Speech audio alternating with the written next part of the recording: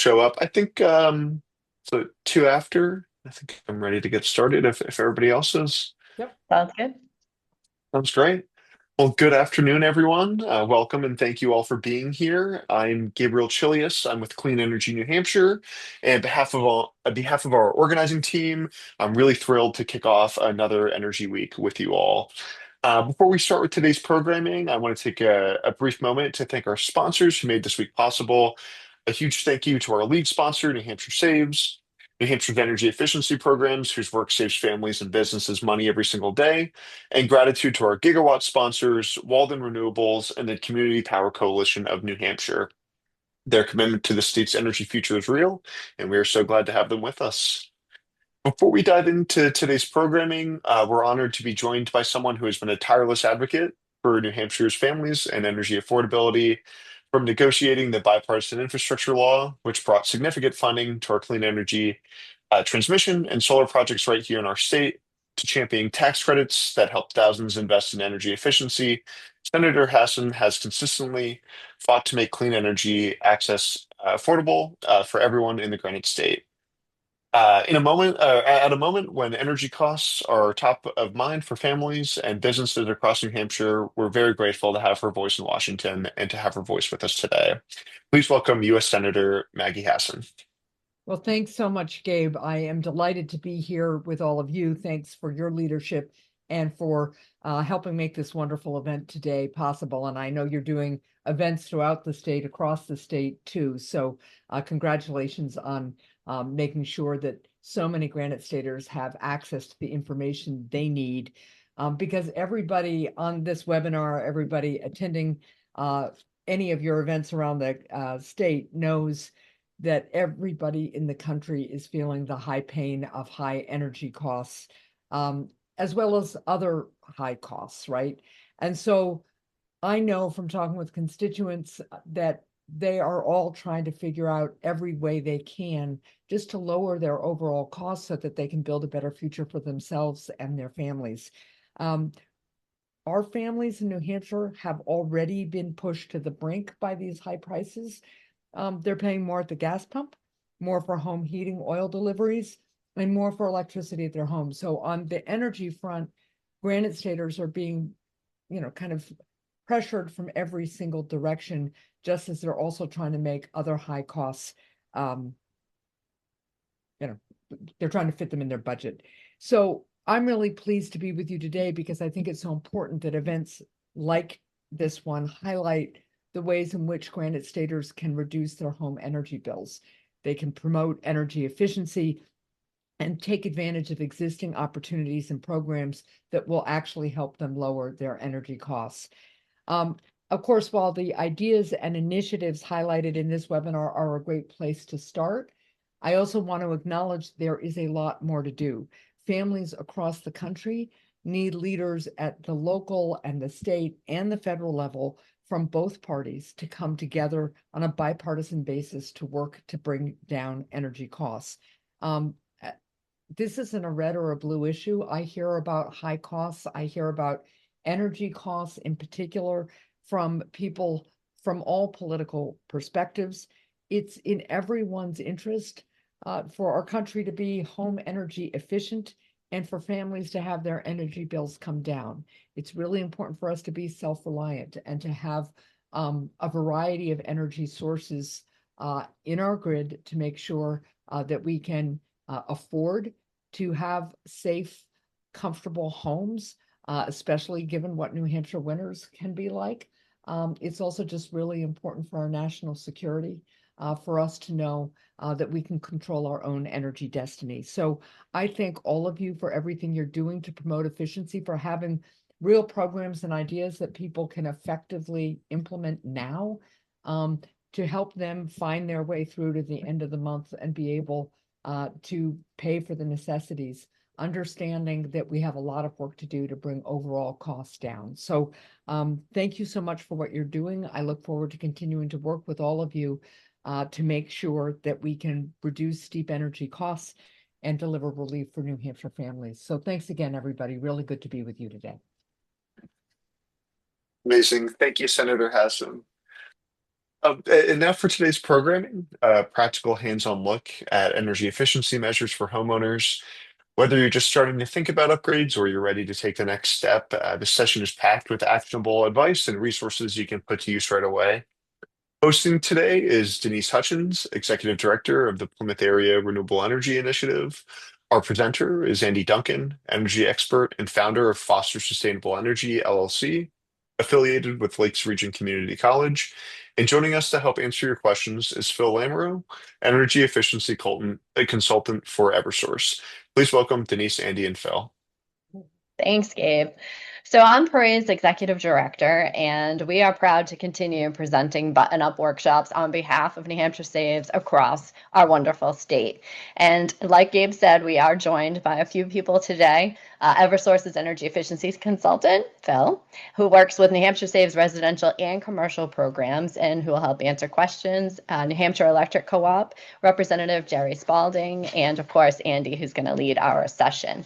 Andy has actually been delivering button-up presentations for us since 2012, and he has more than 25 years of experience in clean energy. At Lakes Region Community College, he manages energy efficiency training programs, including TREC, training for residential energy contractors. Andy is also a technical consultant for the New Hampshire Weatherization Assistance Program. He has a PhD from the University of Michigan, School for Environment and Sustainability. So I will say, please feel free to drop any questions into the chat and we will work, or in the question and answer session, we will try to work to answer those. So Andy, please take it away. Thank you very much, Denise. And thank you, Senator Hassan, for the introduction. It is something that all of us can be working on, both kind of the practical measures like I'm going to be talking about today, but also the policy side of things. And I'll just make a quick note that New Hampshire Saves, as New Hampshire's energy efficiency program, is going into its next 3-year plan, 27 through 29, kind of this year. So Phil could provide more information if you're interested in what that planning process is and opportunities for engagement with that. But we're going to kind of focus more on the practical issues with how to improve energy efficiency in your home. And I'm going to share my screen and then get into the presentation. And like Denise mentioned, please use the question and answer for any questions that you have as we go along with the presentation. I think there'll be time at the end if you've got longer questions after the recording's done, to ask those, say like about your house or something in particular. But certainly ask questions as we go along, and I'll try to answer them, or Phil can answer them as well. So I'm going to share my screen here and then move into the slideshow. And once I get that set up, just want to make sure. Any issues with seeing the screen, Phil? We can see it fine. It looks good, Okay, Andy. great. So this is going to be kind of the abbreviated version of the button up, because usually it's about an hour and a half presentation, and usually there's plenty of questions in person. So I'm going to use the Q&A, which usually works pretty well for these things. And as uh, Denise mentioned, the New Hampshire Saves program, it's a collaborative effort of the 4 energy utilities in the state. So Eversource, Liberty for both electric and natural gas, New Hampshire Electric Co-op, as well as Unitil for electric and natural gas. And this is all about kind of energy savings, things that you can do in your home.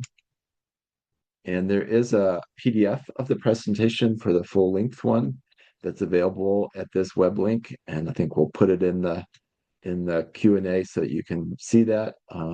It's kind of down towards the bottom because it shows other button ups that are coming up. But if you scroll down to the bottom of that web page, there's a button for a PDF of the presentation.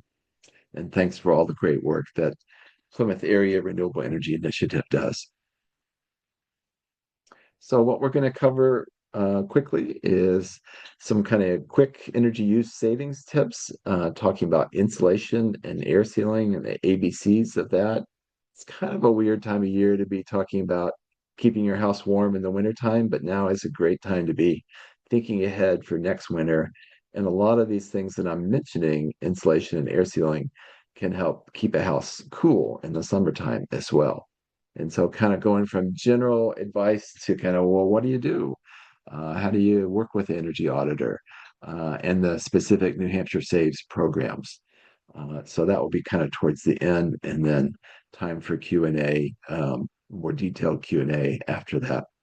If there's time, I also will mention there's a new home efficiency, electrical and appliance rebates here program that is complementary to New Hampshire Saves programs, and it's coming from the state of New Hampshire with federal funding. And I've got a little bit of information about that, and we'll see if we have time for that right at the end. So I just want to kind of launch into thinking about how your home might be using electricity and where there might be opportunities for savings. If you've got, for example, electric hot water heater and it's not a heat pump hot water heater, that could be a great opportunity for upgrade. And I'll talk about that in a little bit. Um, these are just some kind of rough numbers in terms of kilowatt hours per year, this middle column of how much different appliances, different uses might be using in your home. And a kilowatt hour is 1,000 watts of electricity on for an hour. So think of, say, 10 old style 100-watt light bulbs, incandescent light bulbs on for an hour, and that's a kilowatt hour. And that's how you're billed for electricity. I'll mention about dehumidifiers, which is a good opportunity, but things like refrigerators. There's some refrigerators use a lot less electricity than others, and we'll talk about that in just a minute. So one thing, if you're kind of curious, well, how much does my refrigerator use, or how much am I using right now in my home? You can, in most public libraries, allow you to borrow a plug-in watt meter. Check those out just like you would check out a book, and that's great for any sort of plug-in devices to find how much energy is being used, not only at the moment, but also over time, which is that kilowatt hour concept. And if you want to kind of energy geek out a little bit further, you can get whole house electricity monitors. And I'm looking at mine right now, and it's showing that I'm producing, even on this cloudy day, a little bit over 900 watts of solar, and I'm only consuming about 230 watts in terms of consumption. So even on this cloudy day, doing not too bad in terms of solar, and could also kind of go into more detail about specific appliances or uses that I have in my home. So that's a great way if you want to learn more. New Hampshire Electric Co-op has smart meters for all of their residential customers. And you can get that type of information, at least on an hourly basis, from those smart meters. And those hopefully will be coming with other utilities down the road as well. So I just want to talk briefly about LED lights. Probably people are, already using them quite a bit in their home.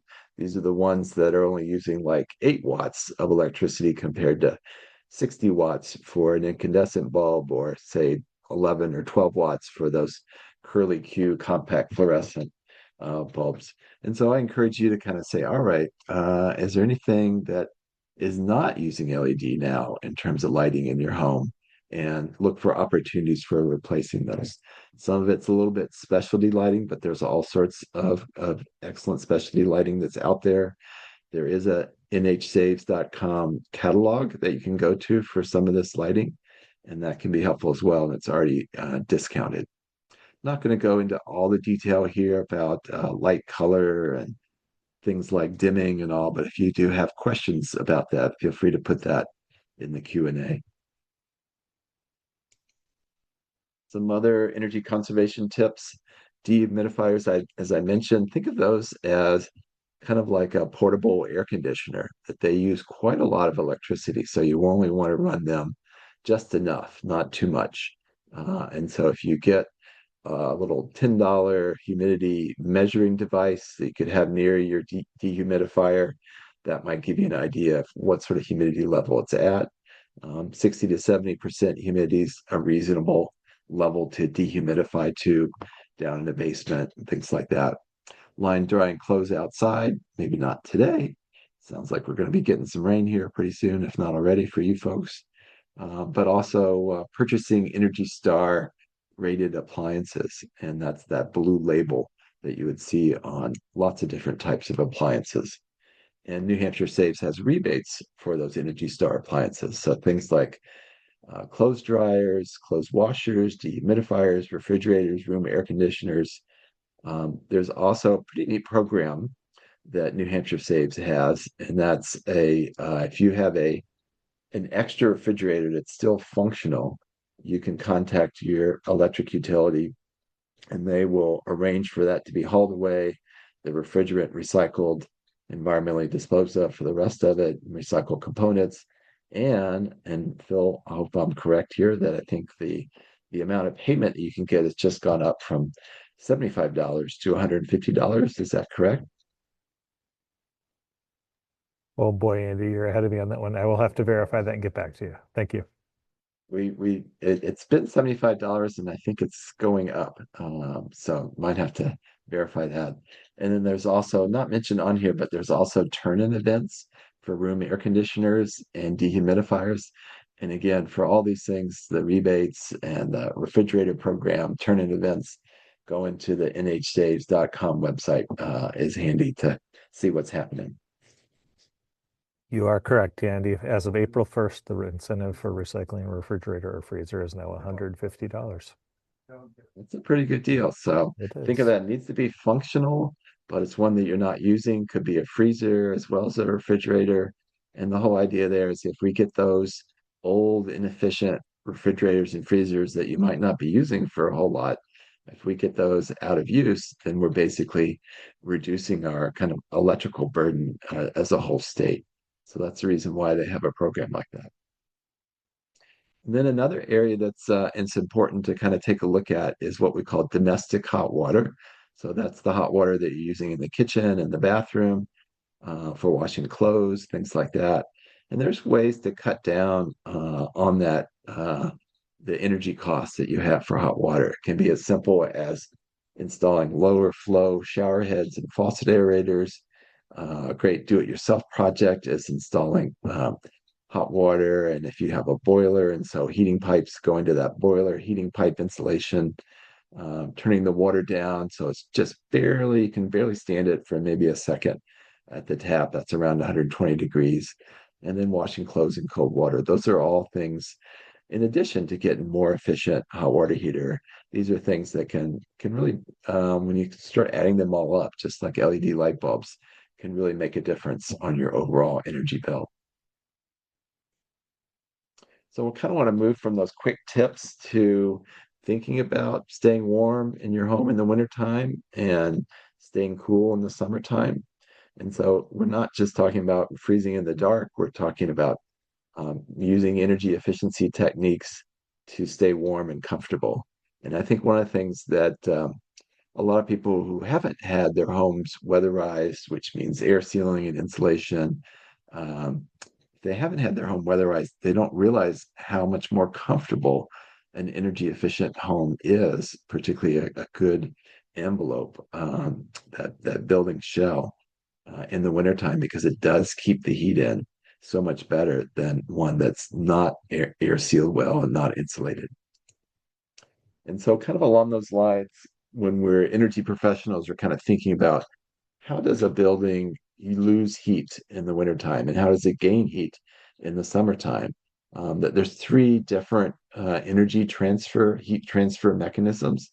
Not going to kind of go into a whole lot of building science detail here, but it's important to understand that there's a lot of homes out there that have insulation, but either it's not well installed or it's not in the right place. And so they could be losing a lot of heat from lack of insulation, which is conduction. But there's also a lot of homes that are losing heat from what's called convection, which is essentially the way to think about it is in the wintertime, if you've got air that's warm inside, some of that warm air leaking to outside. And so that's a different type of heat loss than lack of insulation. And I like to tell people it's almost like they need to have like these two different nodules in their brain and think about, all right, how's my home doing in terms of insulation? But also, how's my home doing in terms of air sealing? And then there's radiation as well, and that's particularly important in the summertime because basically we're talking about line of sight between a really hot body. So it could be the sun in the summertime, or in this example, a warm fire, you're feeling that heat. So radiation is a big impact, the sun's rays in terms of homes heating up in the summertime. So if you can shade a home, put curtains in, things like that, that can make a big difference. But also insulation as well can make a huge difference, keeping that house relatively cool and not having to use the air conditioner as much. So want to go after that conduction concept. So we address heat loss from conduction with insulation, and insulation is rated in terms of its R value, resistance to conduction. And so the higher the R value, the better the insulation. I'm not going to go over all these numbers here, but there's a variety of different types of common materials that are used. Cellulose, for example, is actually kind of fluffy, ground up newsprint, and it's pretty similar to fiberglass. And there's different types of foam board and spray foam. But I will point out that, people think, oh, I've got a thermopane window assembly, brand new, it's great. Well, that's about the same. A brand new, good quality window is about the same as about an inch of fiberglass or cellulose insulation in terms of its R value. So the windows, even brand new or even good quality double pane, triple pane windows, are still going to be kind of thermal, what we call thermal bridges compared to an insulated wall right next to it. And then another factor is wood. So that's, the 2x6s or 2x4s that are in the walls of many homes, not as high an R value as your typical insulation. So that's an issue as well. And then that last one, concrete, stone, or brick, R value of 0.14. That is not a typo. That is a pretty low R value.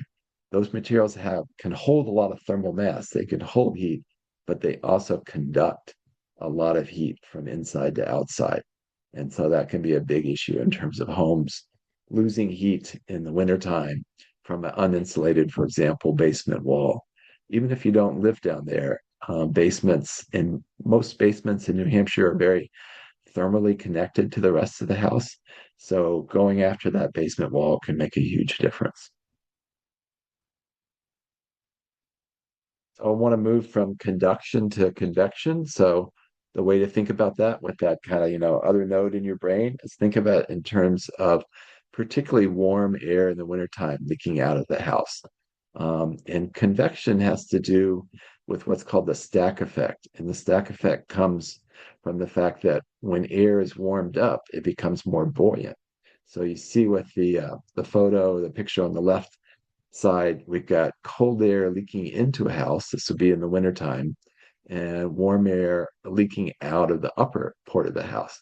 Cold air down low leaking in, warm air up high leaking out. You can have that same sort of convective currents happening inside a home, but that's not so much heat loss as it is kind of comfort issues. But it's more that convective currents between inside and outside. And the problem is that there's a lot of little cracks up in the attic, and it's really hard to notice those things. It's also very hard to notice warm air leaking out. So it's something that people have a really hard time kind of getting a grasp of.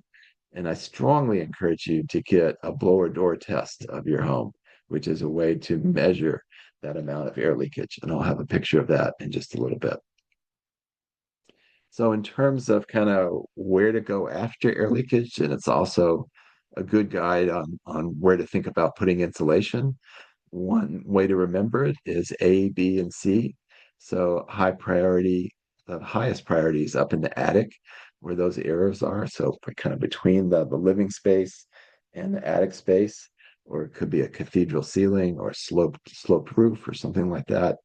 And then down in the basement is the second highest priority. And then the center, the C and A, B, and C, really not as many opportunities in the center of the home compared to the rest of the house.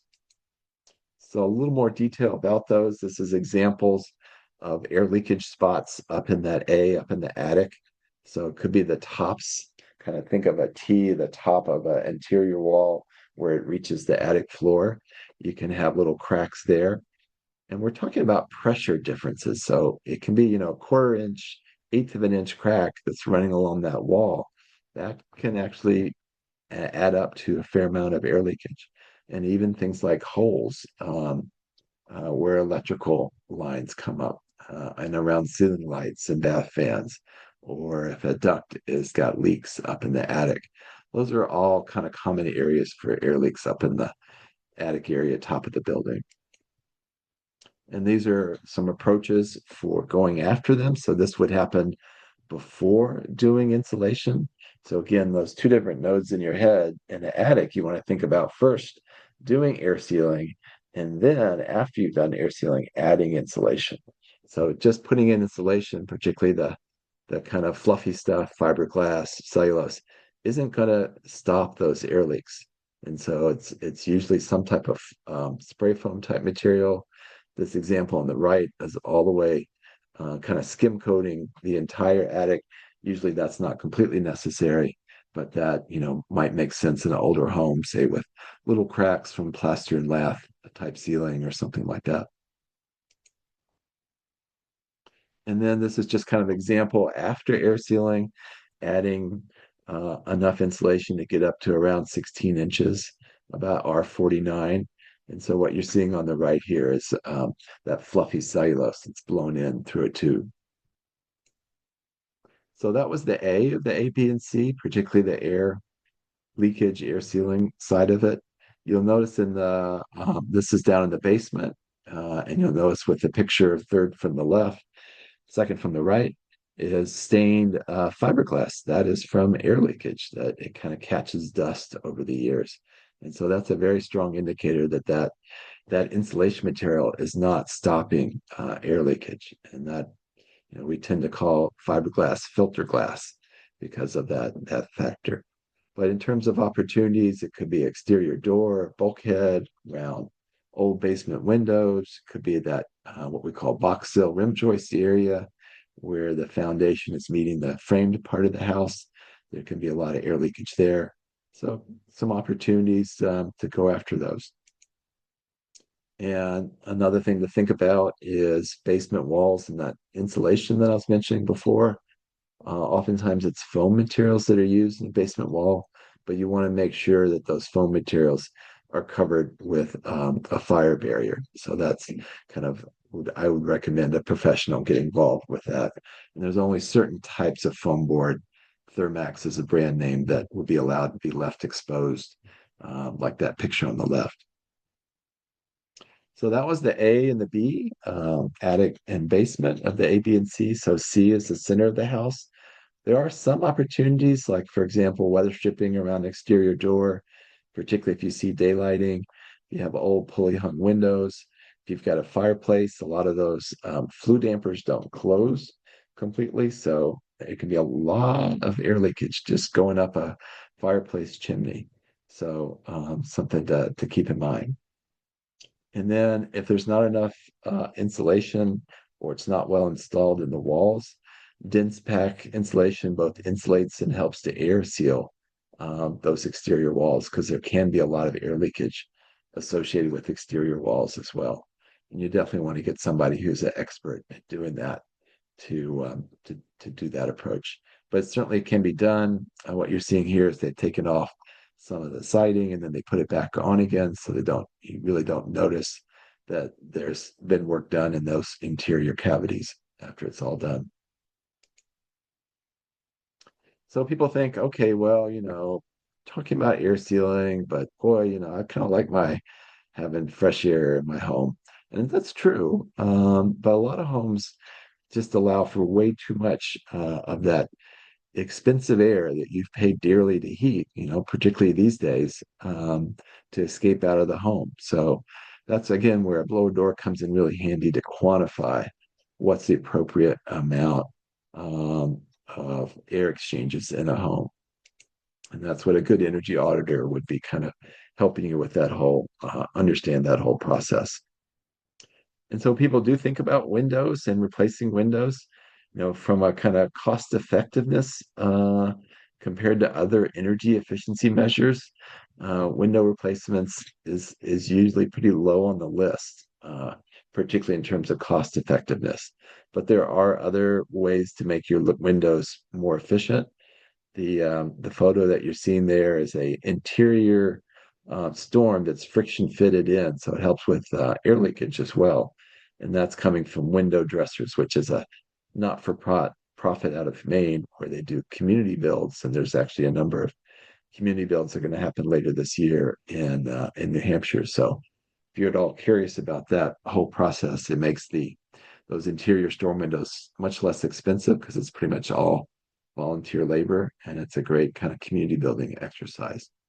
But there's other options as well, like cellular shades, window quilts, things like that.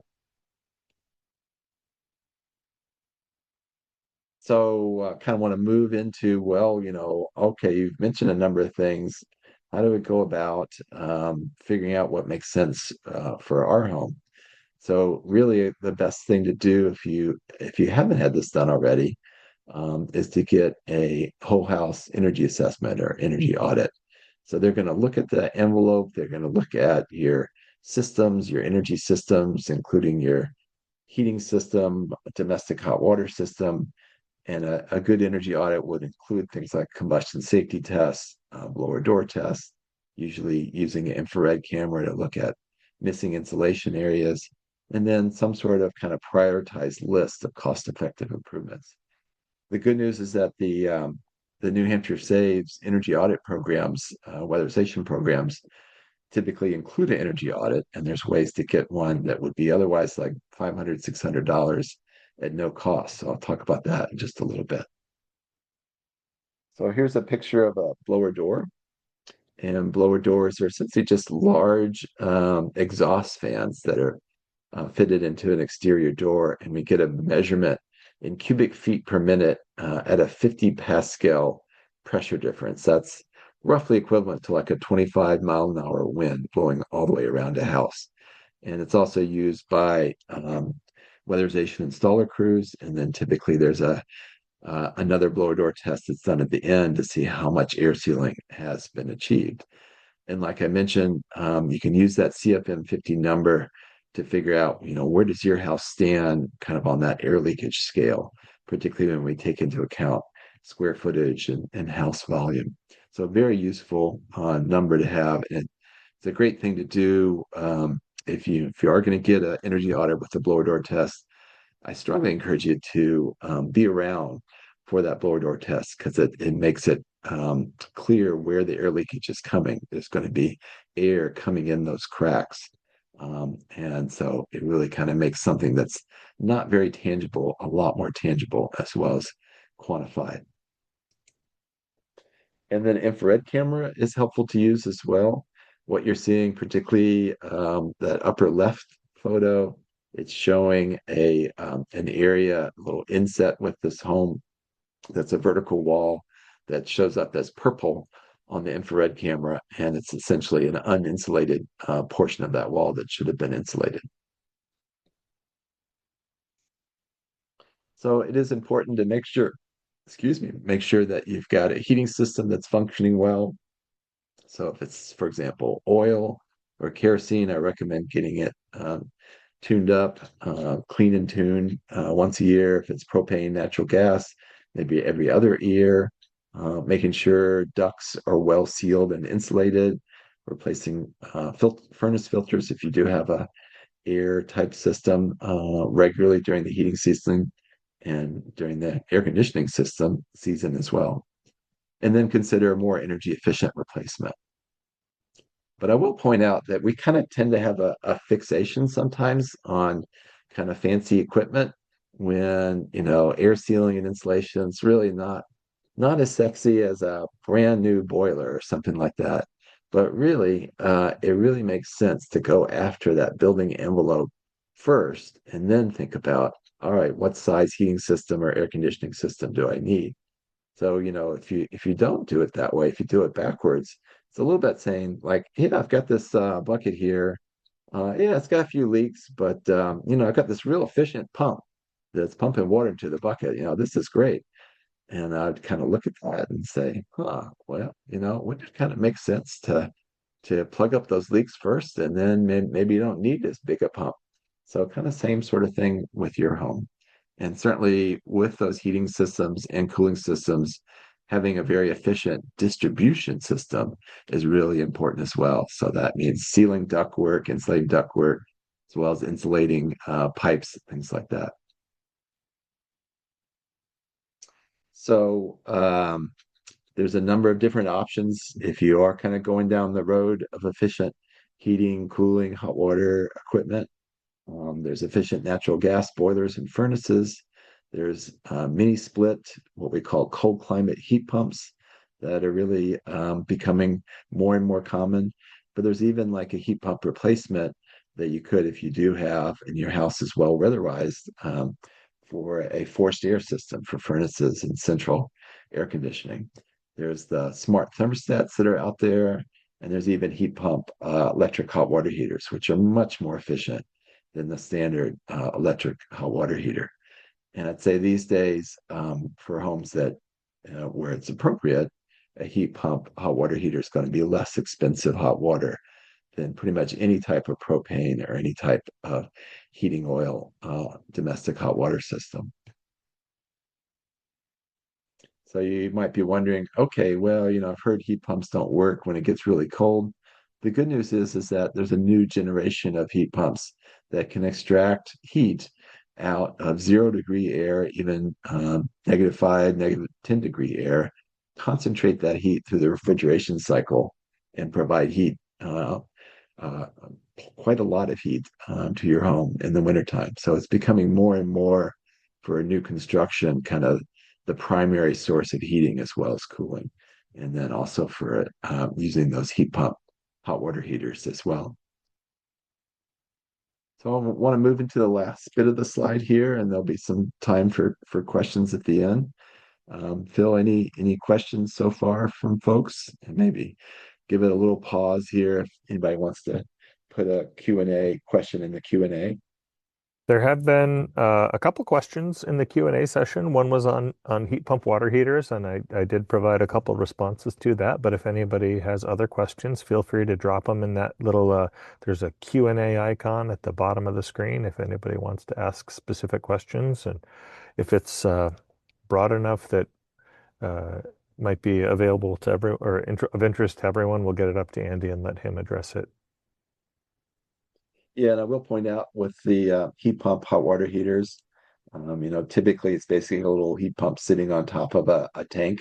So you have to have, they tend to be a little bit taller than a regular hot water heater.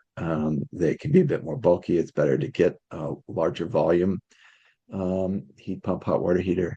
What they do is they're basically taking heat from the area that they're in, which is actually great in the summertime. They actually help to dehumidify. But they are kind of borrowing heat from your basement or wherever that they might be. So you have to kind of keep in mind that aspect. But they all also have built in what's called resistance heaters. So kind of like the old style electric hot water heaters. And a lot of them are quite smart in terms of being able to switch over to that resistance heat, say maybe in the middle of winter when it's particularly cold outside and don't want to have that heat getting borrowed too much from the space that they're in. And then the other thing I'll point out is that there's rebates currently $900 with New Hampshire Saves for those heat pump hot water heaters, but also up to $1,750 with this new home electrification and appliance rebate programs that is apart from New Hampshire Saves. And I've got a slide about that we can see in a little bit. But that would be essentially you would be able to add up or bundle up both of those incentives to help reduce the cost for a heat pump hot water heater. And the same thing goes for mini splits and heat pumps in general, is that this new home electrification appliance rebate program will have some rebates available for that in addition to the New Hampshire Saves rebates. So there are a bunch of different programs that New Hampshire Saves has.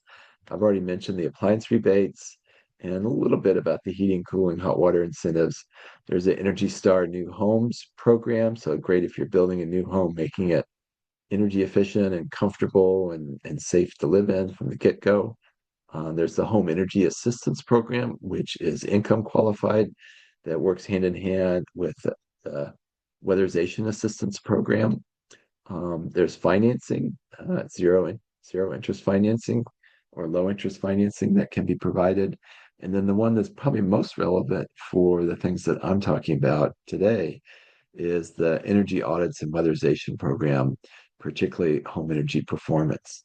But there's also, if you're an Eversource customer, there's a new moderate income Eversource weatherization program that you should look into. So for the home energy performance, this is for existing homes. You qualify with this home heating index calculator, and I'll show a couple slides about that. It does include a comprehensive free home energy audit. So that's just a great benefit right there. And then it will pay for 75% of the eligible energy efficiency improvements up to $6,000 contribution from your utility. And potentially, if you have both natural gas and electric service, you can potentially get even a higher contribution. And then, like I mentioned, lower no interest financing is available, I believe, from most, if not all, of the four different utilities. So the way that you find out if you're eligible for that home energy performance program is essentially gathering up a little bit of information.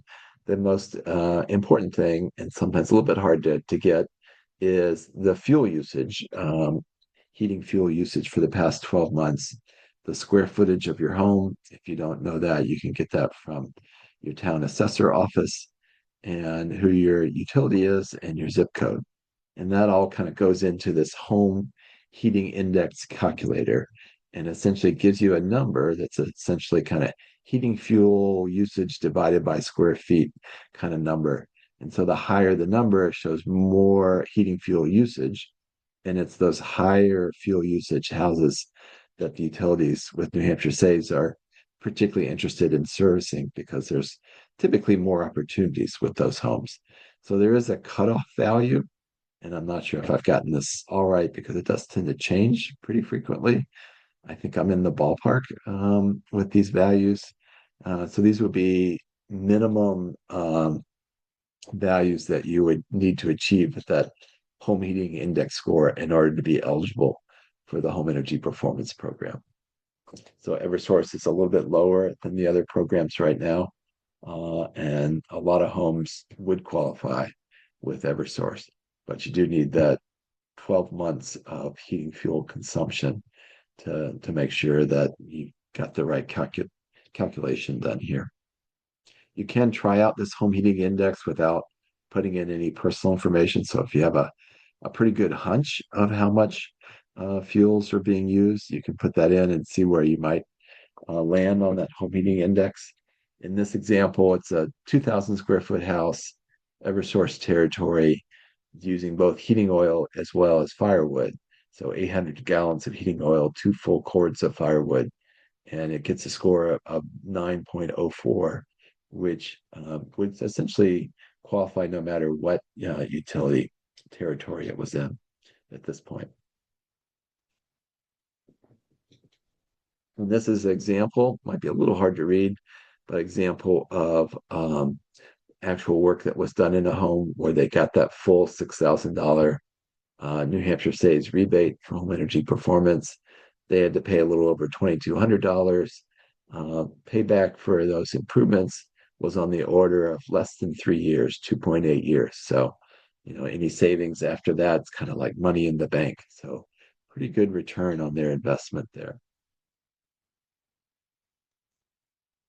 And then I do want to point out, it's kind of an extension of that home energy performance program. It's this middle item with Eversource only a moderate income weatherization program that if you qualify, and it's basically at 100% of what's called state median income. So, roughly speaking, half of all New Hampshire residents are below that 100% and half are above. So if you qualify under that moderate income program, you could get 100% cost share from Eversource up to on the order of $15,000. So really nice program if you qualify for it. Quite similar to the what's called the weatherization assistance program, but that qualification level is more like about 60% of state median income. So it's a lower income qualification level, but then that typically is combined funding from the federally funded weatherization assistance program as well as the utility funded home energy assistance program, or funded through our the efficiency surcharge that we have on our utility bills. And then there's also electric and fuel assistance programs um, for those weatherization assistance, home energy assistance, and fuel assistance. Best organization to work with is your local community action agency, which is by county. And so we do have time, if y'all don't mind, to mention these rebates that are coming up. And it was just a change in the website. If you go to New Hampshire Department of Energy and type in HEAR, HEAR, or home electrification appliance rebates, um, they're saying a midsummer start date for this program. So it's actually coming pretty soon. There's already an implementer that's been chosen, and they're getting all set up to offer these rebates, which are apart from the New Hampshire Saves utility rebates. So, like I mentioned, you can stack these rebates. So, up to $8,000 rebate for heat pumps, and up to $1,750 for a heat pump hot water heater. And those rebates would be at 100% level if if a household's income is under 80% of area median income. So apologies for all these kind of throwing all these AMI, SMI, median income levels, but some of these programs do have specific income qualifications. But even if you're up to 150% of area median income, and that would be on the order of about, for a family of four, that'd be on the order of about $190,000 of income per year. You still could get 50% rebates. So if you spent over $16,000 on a heat pump system, you could still get a $8,000 rebate at 50% for that heat pump system. There is going to be a kind of qualified contractor process with this. At Lakes Region Community College, we're helping with the training of those contractors. So if you're interested kind of career-wise or professionally about this program being able to offer it, feel free to contact me. There's also contact information on the New Hampshire Department of Energy webpage about this. And because it's an electrification program, it can also mean that you can get rebates for improving the wiring, your electric panel, things like that. And there is a small rebate amount that's available for weatherization that would be on top of the New Hampshire Saves programs. It's kind of an either or situation, that there's the home efficiency rebates as well as the home electrification appliance rebates. This is the program that's going to get started sooner, but the home efficiency rebates, we hope maybe in the next year or so get going. It's about $35 million that's coming to the state of New Hampshire for each of these rebate programs. And you have to, as a homeowner, you would have to choose one or the other. But these have some potentially very large rebates associated with achieving at least 20% energy efficiency savings in a home. So that could be, heat pumps, air sealing, insulation, could even be, a new induction range replacing a propane range or something like that. So if you can get to that 20%, or even better, 35% overall energy efficiency savings, potentially some very impressive rebates, but that program is still in the works. And that's pretty much it in terms of what I wanted to cover. Like I mentioned, this is a shortened version, so kind of whipping through things pretty quickly, but kind of looked at quick tips. And air seal first is really important. Add insulation where you can. Work with a home performance professional. And New Hampshire Saves has a lot of great energy efficiency programs, and they work with a lot of well-vetted contractors as well. And again, if you want a PDF copy of the full presentation, plymouthenergy.org/button up is where to go. And if you're interested in getting a in-person or Zoom version of the presentation in your community, feel free to contact. There's information on that webpage about contacting Pare for setting something up. And we're pretty much finishing up the spring button-up presentations, and I think there's still some slots available for the fall button-up presentations. And here's my contact information if you have any questions, but we'll open it up. I'm not sure if we're going to stop the recording at some point, but we'll kind of open it up to bigger questions. I'll leave my slides on in case there's something that people want to ask about associated with the slides, but can turn those off at some point as well. Andy, I'm just going to leave the recording going in case somebody watches this in the future and they have a question that's answered during the Q&A. Okay, great. So, Phil, any other questions that have come in that you want to mention in case people weren't looking at Q&A? Yep, we had a couple great questions about heat pump water heaters, and there's some detailed answers there. Jaeger asked about whether there were incentives or if there were instant heat pump water heaters, and unfortunately, heat pump water heaters take a long time. They're only available as a tank unit, and one of the efficiencies comes from the fact that they slowly extract heat from the air around them using a little bit of electricity as opposed to a lot of electricity and a resistance element. So they're not instant, but they are, a lot of the new units, there are some 80-gallon water heaters that have over 100 gallons of first hour rating. So you can actually get a good amount of hot water out of them.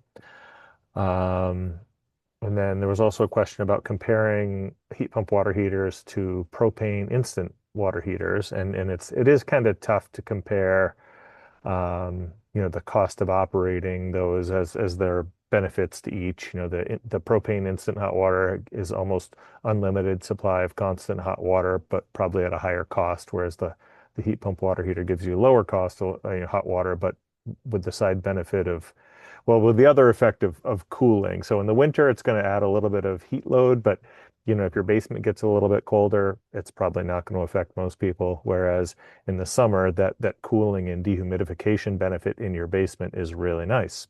So, those kind of balance each other out a little bit.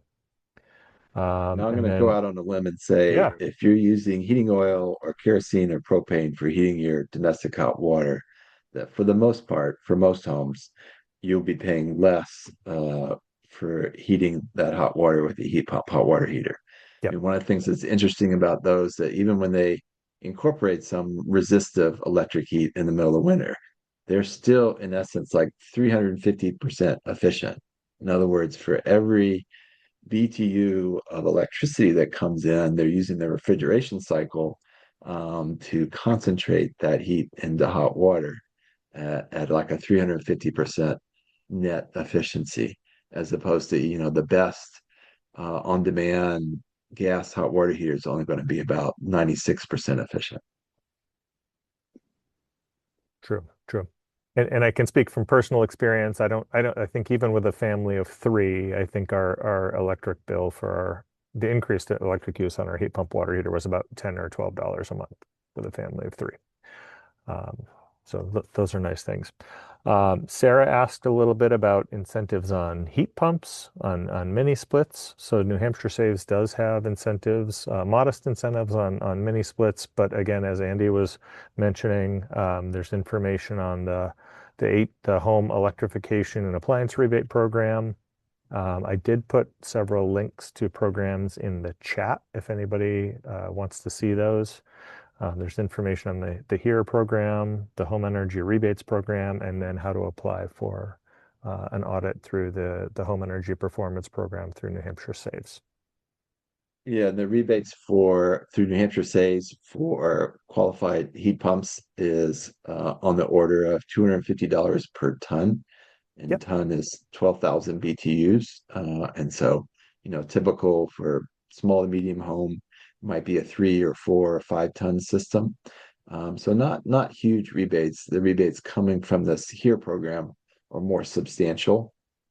So it's something that, if you're considering getting a heat pump, you might want to wait a little bit. And then there's actually even another program that's called the New England Heat Pump Accelerator, where they're kind of working through a different channel through distributors and installers to kind of make heat pumps just kind of more common and less expensive. And so that Yep. program just got started this year. But I think over the next 5 years, we're going to really see heat pumps kind of becoming even more popular and less expensive. I would like to add, though, as Andy mentioned, the standard heat pump rebate of $250 per ton through New Hampshire Saves is if you're offsetting fossil fuel use. That's just because of the way that our programs evaluate savings. But if you have a home with electric resistance heat, we can offer $2,000 per ton on those same mini splits that are offsetting that heat load. So great opportunities for homes to get more efficient if there's electric resistance heat. Yeah, great opportunity along with that moderate income Eversource weatherization program. I saw there Absolutely. was a question about electric wiring upgrades and the rebate there. So essentially, think of that electric load center, electric wiring rebates is associated with, say, for example, you've only got 80 amp service to your house right now, and you need to upgrade the service and the service panel. To accommodate like a heat pump system that is going to have a bigger electric load, a heat pump, hot water heater, things like that. So if things are needed to accommodate these devices, particularly heat pumps, then that rebate would be applicable there, but it wouldn't be just for general, wiring to add a new circuit or something like that for outlets and things like that. It would be associated with electrification. Great. There was a very specific question about auditing schedules, but I'll follow up with that question soon. But yeah, no, this has been great. I think that